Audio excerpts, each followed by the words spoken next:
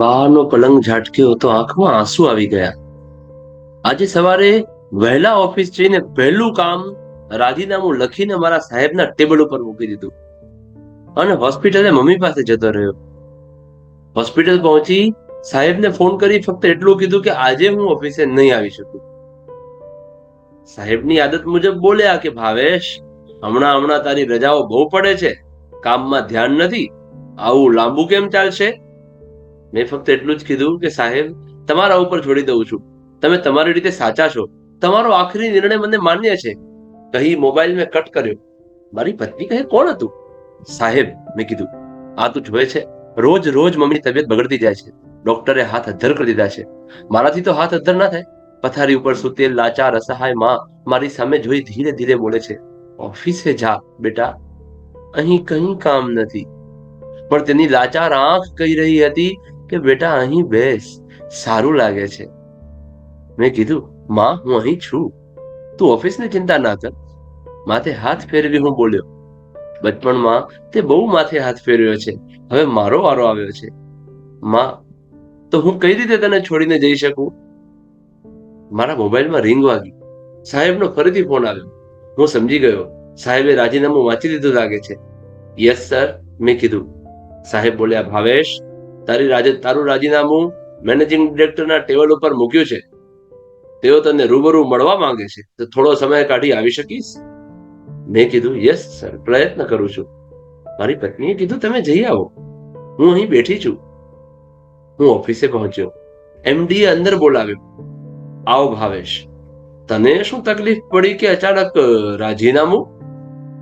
કોઈ staff management તરફથી તકલીફ?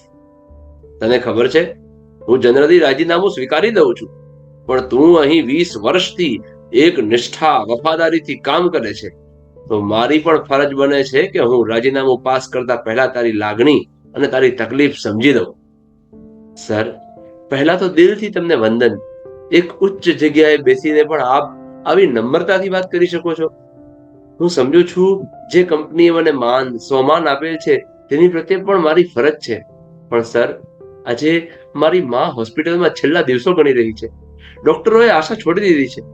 કેટલા દિવસ કાઢશે ખબર નથી સાહેબ. એટલી ખબર છે કે થોડા દિવસની મહેમાન છે. આવા સંજોગોમાં એક દિવસની રજા માંગી માંગીને હું માનસિક અને નૈતિક રીતે થાકી ગયો હતો.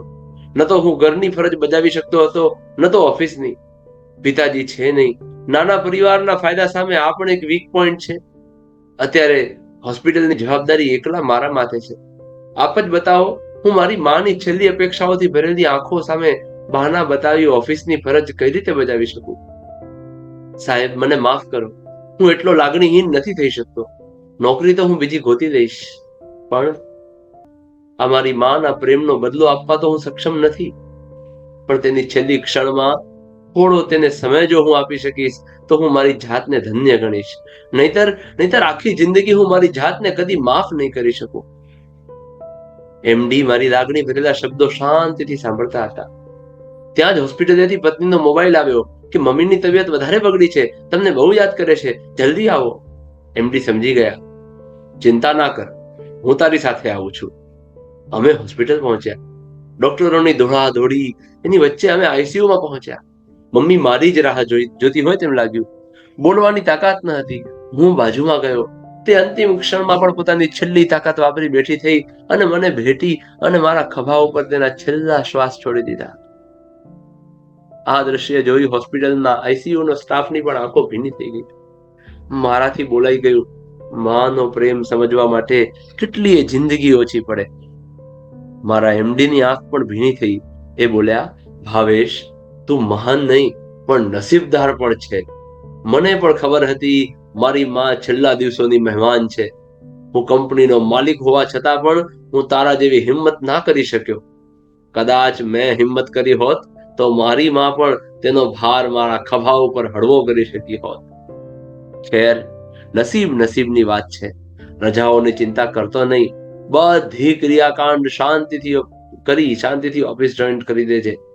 કઈ કામકાજ હોય તો કહી દેજે. સાહેબ, મારી માએ મારા ખભે જીવ છોડ્યો છે, તે તૃપ્ત થઈ ગઈ છે. કોઈ ક્રિયાકાંડ કે બેસણાની જરૂર નથી. જે લોકોની લાગણી હતી તે હોસ્પિટલે મળી ગયા. હવે ફોટા પાસે રડી કે હાથ જોડી કોઈ ફાયદો નથી. સાહેબ, હોસ્પિટલની ડ્યુટી આજે મારી અહીં પૂરી થઈ છે. રજાની જરૂર સ્વજનોને જીવતા હોય ત્યારે જ હોય છે.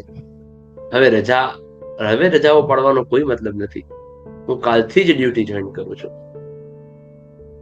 કેવી લાગી તમને આ વાર્તા? પોતાનું કેરિયર લાઈફ અને પોતાની ફેમિલી લાઈફ બંનેને કેટલી સરસ રીતે બેલેન્સ થવી જોઈએ, નહીં? તો આ વાર્તા બધાને શેર કરવા જેવી છે ને, તો ફટાફટ શેર કરો અને વિડીયોને લાઈક કરી અને ચેનલને સબસ્ક્રાઇબ કરવાનું ભૂલશો નહીં. ધન્યવાદ. જય શ્રી કૃષ્ણ.